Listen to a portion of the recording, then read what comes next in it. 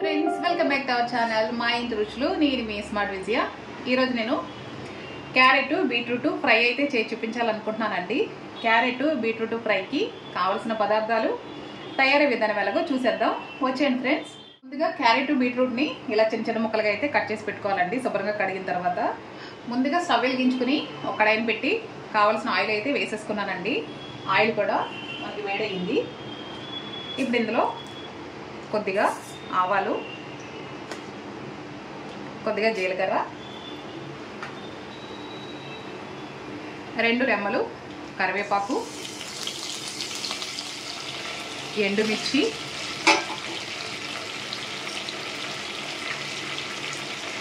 దంచుకున్న వెల్లుల్లి, అలాగే చిన్న ఉల్లిపాయను అయితే కట్ చేసి పెట్టుకున్నానండి. ఇవన్నీ మనకి బాగా వేగిపోవాలి. ఇలా వేగిన తర్వాత క్యారెట్ బీట్రూట్ని కూడా వేసేసుకుందామండి.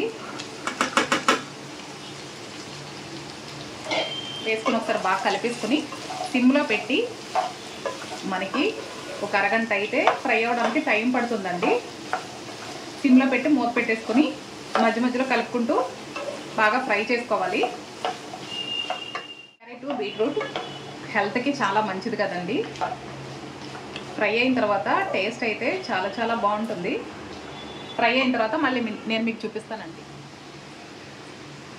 10 నిమిషాల తర్వాత మూత తీసి ఒకసారి బాగా కలుపుకొని రుచికి సరిపడా ఉప్పు అయితే వేసేసుకుంటామండి.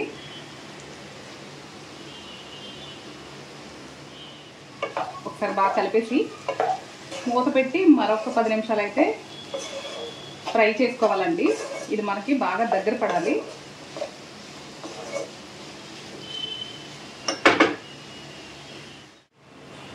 చూసారు కదండి, మనకి క్యారెట్ బీట్రూట్ ఫ్రై అయితే రెడీ అయిపోయింది.